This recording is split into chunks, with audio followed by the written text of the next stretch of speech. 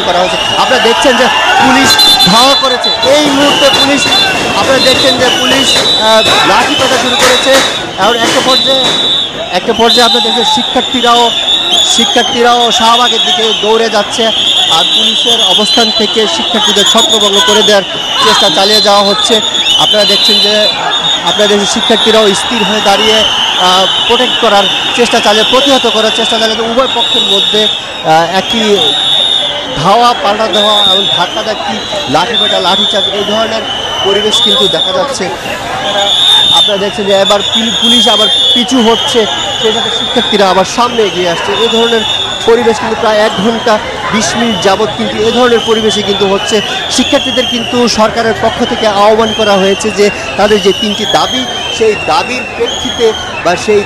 প্রেক্ষিতে একটি কমিটি গঠন করা হয়েছে। সেই কমিটিকে বলা হয়েছে তাদের যে 3টি দাবি রয়েছে সেই দাবিগুলো বিবেচনা করা হবে এবং দ্রুত সেগুলো বাস্তবায়নেরও আশ্বাস দেওয়া হয়। এখানে ইট পাটকেল ছোড়া হচ্ছে, আপনারা দেখতে পাচ্ছেন।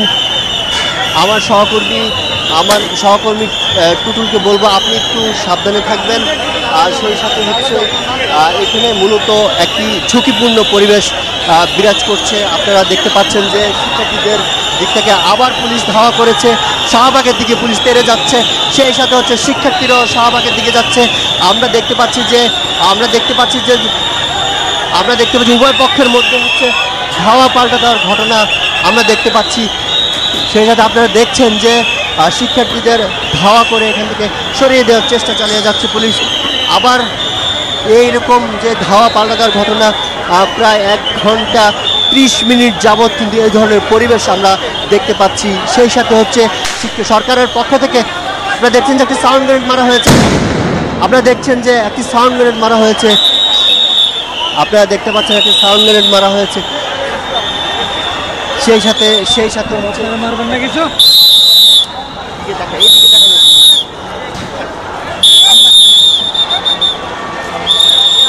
আপনারা দেখছেন যে শিক্ষার্থী এবং হচ্ছে পুলিশ শিক্ষার্থীদের সরিয়ে দেওয়ার চেষ্টা চালিয়ে যাচ্ছে। এখন পর্যন্ত 5 থেকে 6 জন পুলিশ সদস্য আহত হয়েছেন।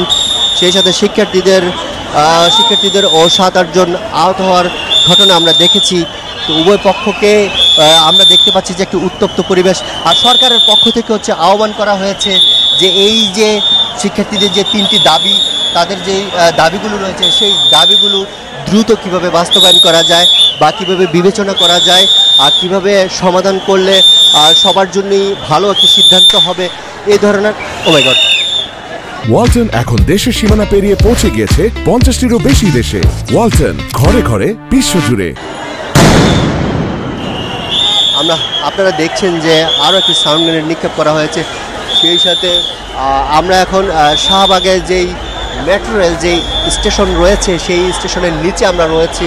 আর কিছুক্ষণ পরে হচ্ছে শাহবাগ যে গোলচত্বর, সেই গোলচত্বর আপনারা দেখছেন যে পুলিশ এখন শাহবাগ যে মেট্রো রেল স্টেশন রয়েছে সেই স্টেশনের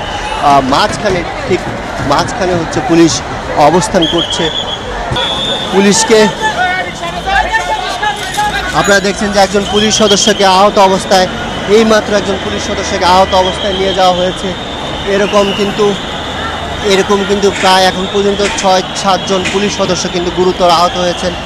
অপর পাশ থেকে শিক্ষার্থীদের দিকেও কিন্তু আহত হওয়ার ঘটনা ঘটেছে। সেই সাথে হচ্ছে শিক্ষার্থীরা বলছেন যে তাদের যে 3 দফা, সেই 3 দফা দাবি বাস্তবায়ন করতে হবে। আজ তাদের দাবির প্রেক্ষিতে যেই আন্দোলন, সেই আন্দোলন কিন্তু আপনারা এখন দেখতে পাচ্ছেন।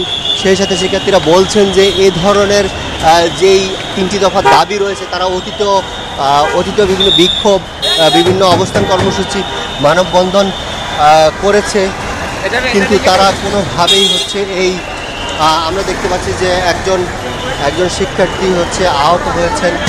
সেই শিক্ষার্থীকে এখান থেকে নিয়ে যাওয়া হচ্ছে। আপনারা দেখছেন যে একজন শিক্ষার্থীকে আহত অবস্থায় এখান থেকে নিয়ে যাওয়া, এখানে আরও একজন পুলিশ সদস্যকে আহত অবস্থায় এখান থেকে নিয়ে যাওয়া হচ্ছে। পুলিশ পিছু হচ্ছে। সেই সাথে হচ্ছে শিক্ষার্থীরা শাহবাগ থেকে আবার ইন্টারকন্টিনেন্টাল বা ফার্ম গেটের দিকে এগিয়ে আসছে। সেই সাথে হচ্ছে এখানকার যে পরিবেশ আমরা দেখতে পাচ্ছি যে প্রায় 1.5 ঘন্টা যাবৎ এই ধরনের ধাওয়া পাল্টা ধাওয়া। আমরা এখানে বিপুল সংখ্যক বা বেশ প্রায় 12 থেকে 13 জন পুলিশ সদস্যকে হচ্ছে আমরা আহত অবস্থায় দেখতে পেয়েছি, যাদেরকে এখান থেকে নিয়ে যাওয়া হয়েছে।